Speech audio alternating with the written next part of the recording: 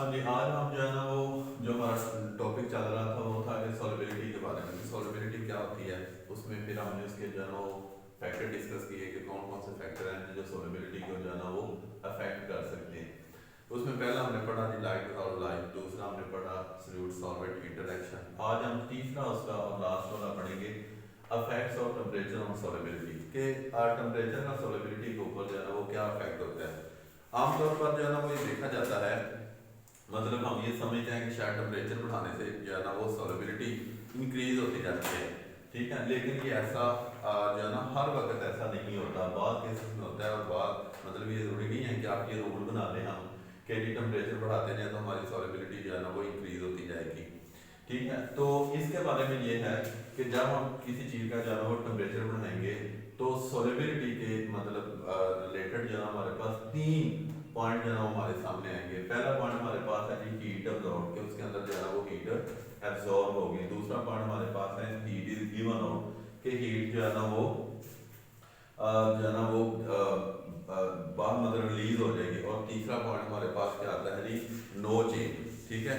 तो पहला वाला पॉइंट जो है ना वो हम डिस्कस करेंगे जी। फॉर एग्जांपल यहाँ पे देखें जी, ये वाला हमारे पास जो है ना वो टेस्ट ट्यूब है, ठीक है। ये वाली हमारे पास टेस्ट ट्यूब है, ये वाला, ठीक है। इसके अंदर हमने क्या कर दिया जी, ये वाला हमारे पास जो है ना इसके टेस्ट ट्यूब के अंदर वाटर है, इसके अंदर हमने जो है ना वो पोटाशियम क्लोराइड जो है ना वो डाल दिया। पोटाशियम क्लोराइड डाल देंगे, सोडियम और जो है ना वो पोटाशियम नाइट्रेट जो है ना वो डाल देंगे, ठीक है। इस तरह का मतलब कोई साल्ट जो है ना वो जब हम इसके अंदर जो है ना वो डालेंगे तो हमारे पास जो है ना वो क्या बनेगा, इसका जो है ना वो यहाँ पे देखें जी कि जब हमने पोटाशियम क्लोराइड या सोडियम पोटाशियम नाइट्रेट जो है ना वो वाटर के अंदर जो हमारे पास जो है ना वो टेस्ट ट्यूब थी उसके अंदर हमने डाला, तो जब हम इसके अंदर ये डाल देंगे तो क्या होगा कि कुछ देर मतलब हम डालेंगे तो देखेंगे कि यहाँ पे जो टेस्ट ट्यूब है ना वो कूल हो जाएगी, यानी ठंडक का एहसास जो है ना वो हमें होगा। तो कहते हैं कि इस तरह ऐसा क्यों होता है कि जब हम ये वाले सॉल्ट जो है ना इसके अंदर डालते हैं तो हमारे पास जो है ना वो टेस्ट ट्यूब ठंडी हो जाती है। तो इसका जो है ना यहाँ पे हमारे पास ये देखें कि जैसे ही हम सल्यूट इसके अंदर जो है ना वो डिजोल्व करते हैं तो इसके जो हमारे पास जो इसके जो पार्टिकल होते हैं ये वाले, ठीक है, यानी पोटाशियम और क्लोराइड, इनके दरमियान जो ये वाला पोटाशियम क्लोराइड है, इनके दरमियान जो फोर्स ऑफ अट्रैक्शन होती है वो आपके पास क्या होगी जी, वो वीक होगी, ठीक है। फोर्स ऑफ अट्रैक्शन क्या होगी, वीक होगी। तो हमें मतलब पहले भी हमने डिस्कस किया था कि किसी भी जो मतलब इनके दरमियान जो मालिका हैं इनके दरमियान फोर्स ऑफ अट्रैक्शन जो होती है उसको कम करने के लिए, उसको ब्रेक डाउन करने के लिए हम क्या करते हैं, हम जी इसको जो है ना वो हीट देते हैं, यानी हीट देने से जिनके दरमियान फोर्स ऑफ अट्रैक्शन होती है वो ब्रेक डाउन हो जाती है, ठीक है। लेकिन ये हीट हम लेंगे कहाँ से, अब ये देखें कि जब जैसे ही ये वाले सल्यूट के पार्टिकल जो है ना इसके अंदर सल्यूट को हम इसके अंदर डिजोल्व करेंगे वाटर के अंदर, अब इनके दरमियान जो फोर्स ऑफ अट्रैक्शन है उसने ब्रेक डाउन होना है, ठीक है। तो फिर हमने अभी ये भी कहा है कि जी जब भी कोई इनके फोर्स ऑफ अट्रैक्शन को ब्रेक डाउन करते हैं तो उसके लिए जो है ना हीट चाहिए। तो अब वो हीट कहाँ से लेंगे, वो सराउंडिंग मॉलिक्यूल से जो है ना वो हीट को अपने अंदर एब्जॉर्ब करेंगे, ठीक है ना।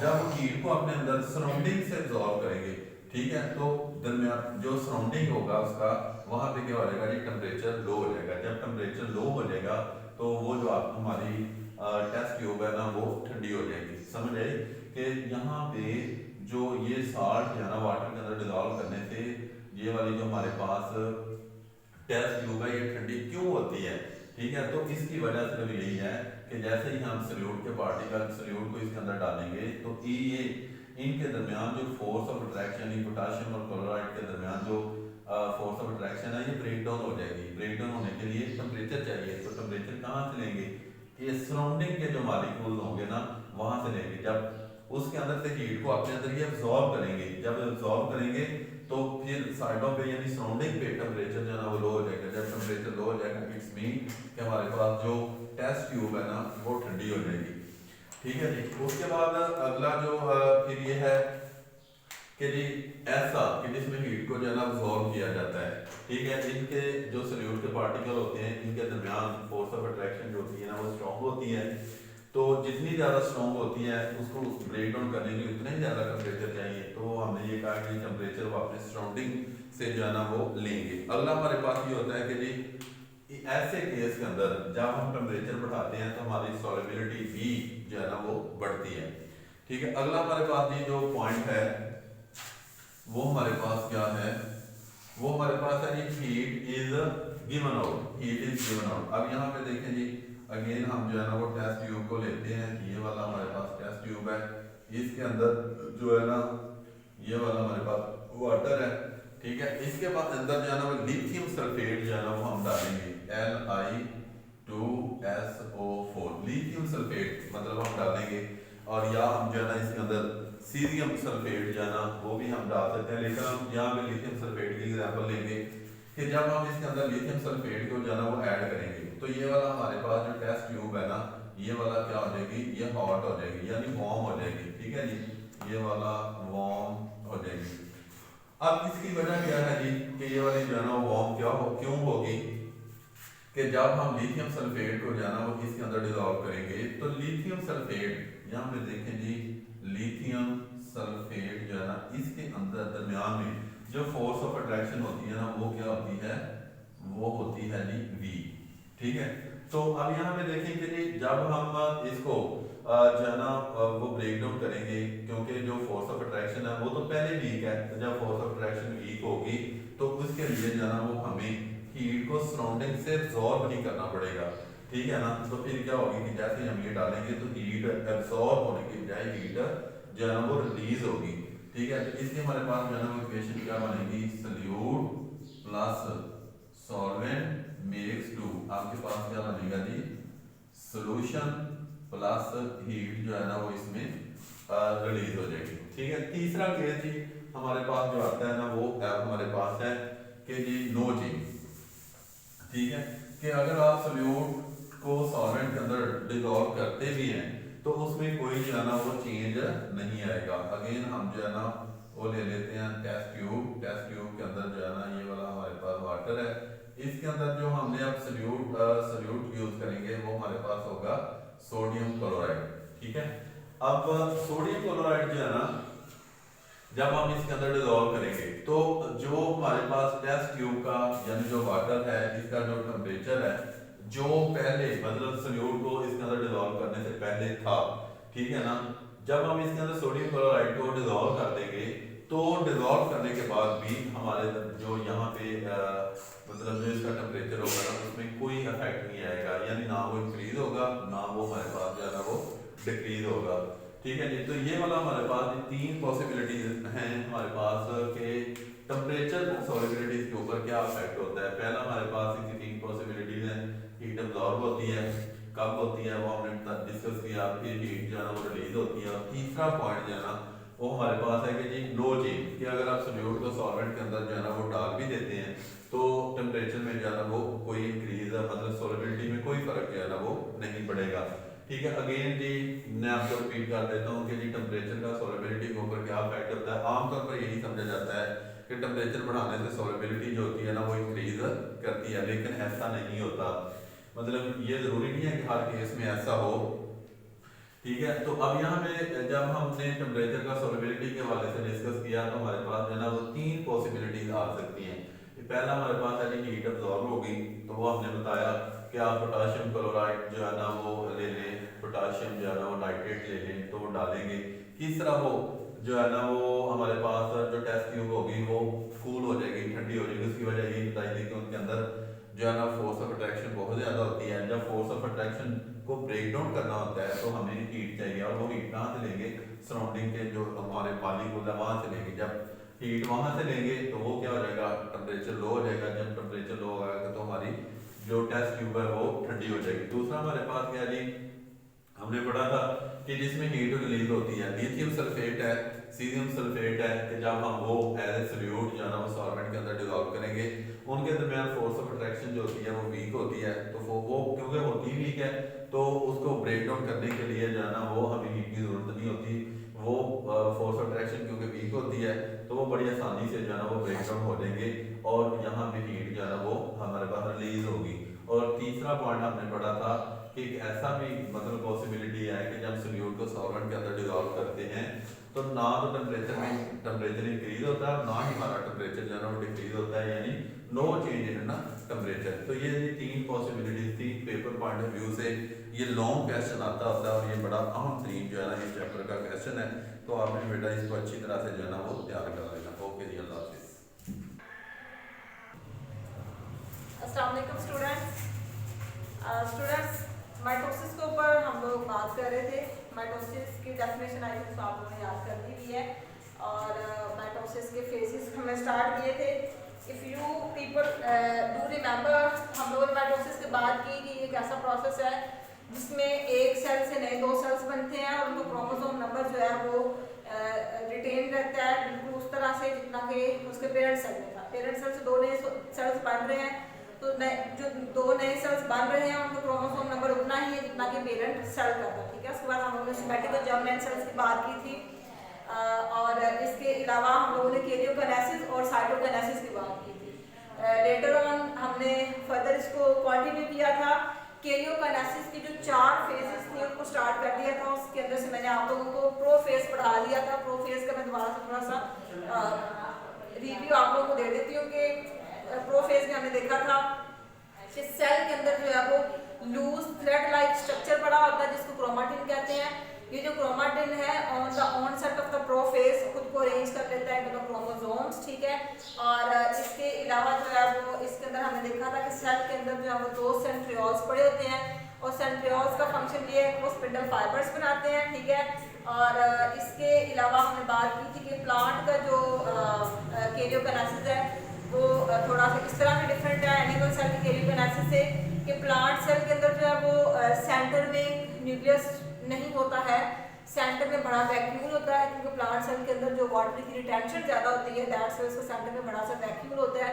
तो वैक्यूल जो है वो साइड पे पहले होना चाहिए, उसके बाद जो है वो न्यूक्लियस जो है वो सेंटर में आएगा और उसमें जो प्लांट सेल होता है उसमें सेंट्रियोल्स भी नहीं होते हैं। तो उसको जो स्पिंडल फाइबर्स हैं वो ट्यूबुलिन प्रोटीन के एग्रीगेशन से वैसे ही बनते हैं।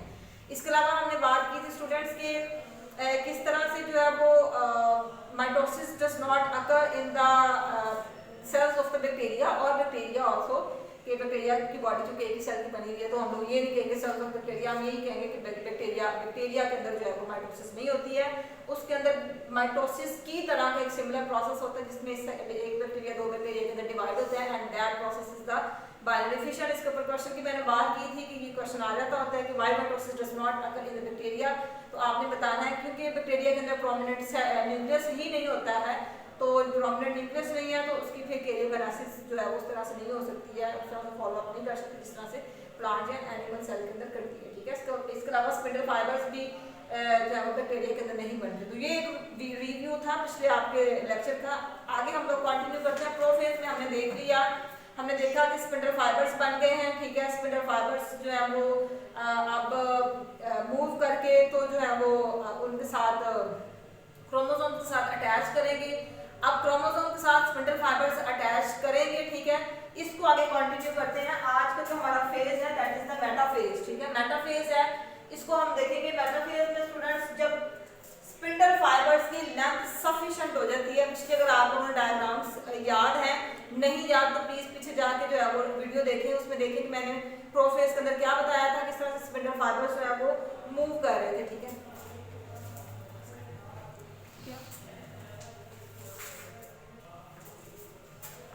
वीडियो देखें आप, वहां से देखेंगे किस तरह से प्रोफेज के अंदर मैंने जो डायग्राम्स बनाई थी उसमें किस तरह से स्पिंडल फाइबर्स मूव कर रहे थे और now they were approaching the chromosomes that are present in the centre of the nucleus. ठीक है, तो आगे हम लोग देखते हैं मेटाफेज में क्या होगा कि जो सफिशिएंट लेंथ है स्पिंडल फाइबर्स की जब वो हो जाएगी। ठीक है, मतलब जो स्पिंडल फाइबर्स हैं आपको तो 2 सेंट्रियोल से जो है वो स्पिंडल फाइबर्स मूव करते हैं। जिस तरह से ये डायग्राम है, एक सेंट्रियोल या एक सेंट्रियोल, 2 सेंट्रोसोम्स यहाँ पे है तो ये जो सेंट्रोसोम्स हैं इनको सेंट्रियोल्स आप कह लें। 2 सेंट्रियोल्स कलेक्टिवली सेंट्रोसोम कहलाते हैं कि आपने चैप्टर नंबर 4 से पढ़ा था। अब ये जो स्टूडेंट इनके अंदर से ये जो थ्रेड लाइक स्ट्रक्चर्स निकल रहे हैं basically these are the spindle fibres. ठीक है, ये जो स्पिंडल फाइबर्स हैं इनकी लेंथ जो है वो इंक्रीज करती जा रही है और ये अप्रोच कर रहे हैं सेंटर में पड़े हुए क्रोमोसोम्स को। तो जब इनकी लेंथ जो है वो सफिशिएंट हो जाएगी, मतलब एक मुनासिब हद तक जो है ये लंबे हो जाएंगे, तो क्या होगा कि स्पिंडल स्पिंडल फाइबर्स अब जो है वो कैनाटोकोर स्पिंडल फाइबर्स या नॉन कैनाटोकोर स्पिंडल फाइबर्स कहलाएंगे। अब कौन से स्पिंडल फाइबर्स कैनाटोकोर है, कौन से नॉन कैनाटोकोर है?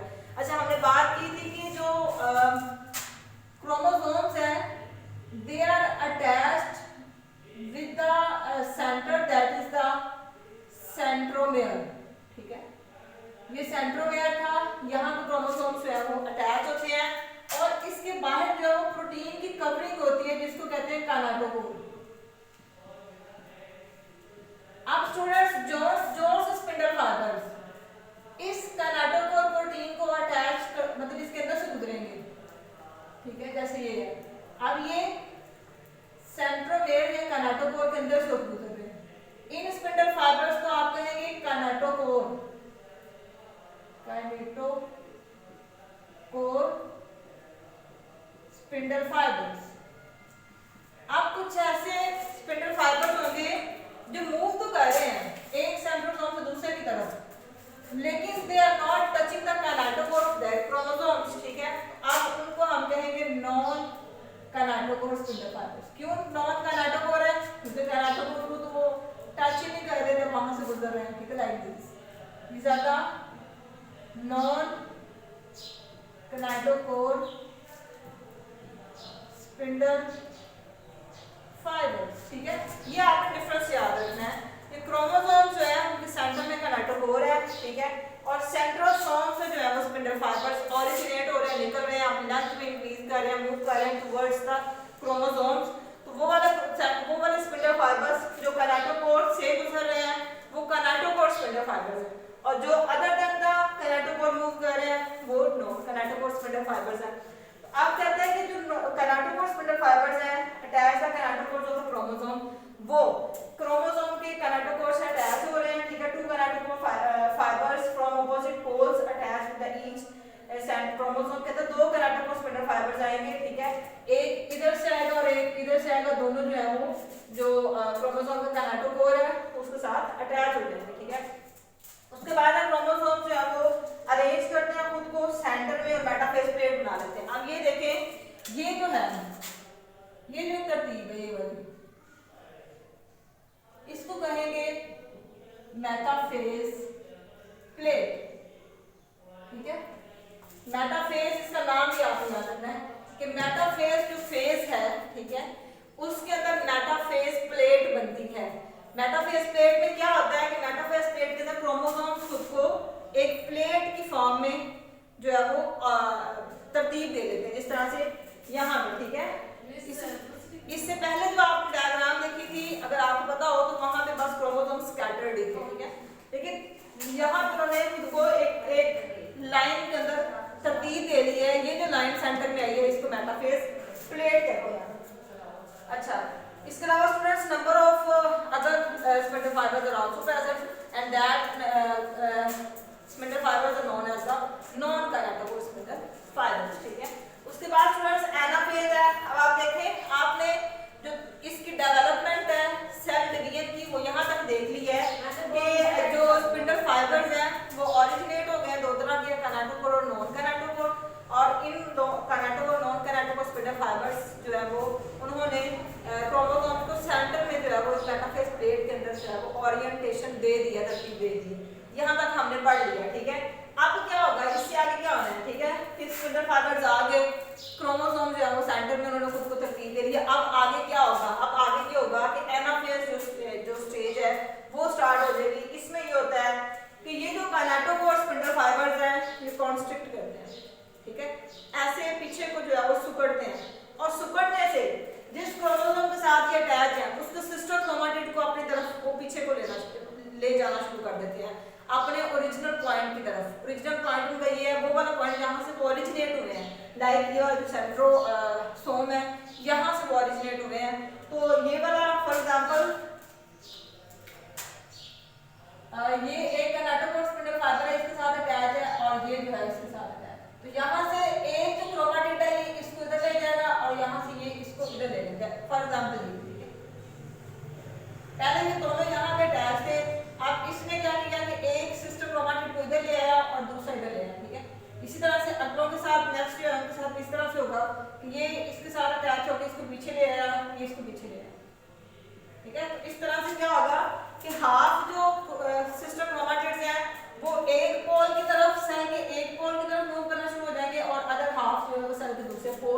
तरफ मूव करना शुरू कर देंगे। तो अब जब ये सिस्टर क्रोमेटिड्स जो है वो सेंट्रोसोम की तरफ मूव कर रहे हैं, now these sister chromatids are known as sister chromosomes, ठीक है।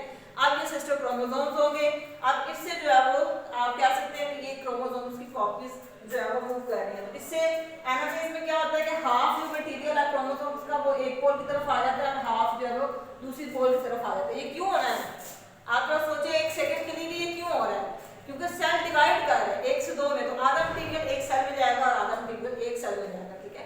तो that's why it does happen, इस वजह से ये होता है, ठीक है।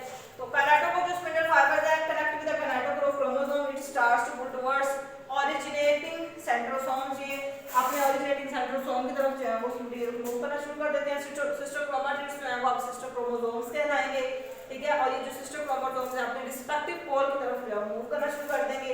At the end of the anaphase, anaphase की एंड तक जो सेल है वो इस हालत में या सक्सीड हो जाता है, कामयाब हो जाता है कि वो जो सेपरेट जितना भी मटेरियल है उसके अंदर उसको 2 पार्ट्स के अंदर जो है वो सेपरेट करने में कामयाब हो जाता है।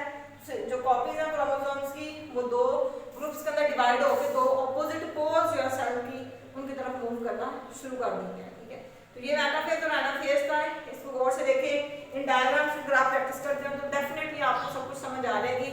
और जो मैंने आप लोगों को पढ़ाया है इसको अच्छे तरीके से समझें, अपने प्रोनाउंसिएशन के ऊपर गौर करें। ये कैनाटोकोर स्पिंडल फाइबर है, मेटाफेज है, एनाफेज है, ठीक है। सेंट्रोसोम्स की बात की है, सेंट्रोमेयर की बात की है, कैनाटोकोर की बात की है, क्रोमोसोम्स की बात की है, ठीक है। तो अपनी प्रोनाउंसिएशन के ऊपर आप गौर किया करें।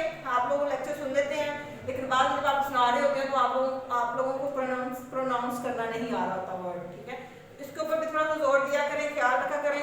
कल इंशाल्लाह हम लोग टेलोफेज पढ़ेंगे और साइटोकिनेसिस प्लांट्स और एनिमल सेल के अंदर डिफरेंट तरीके से होती है, उस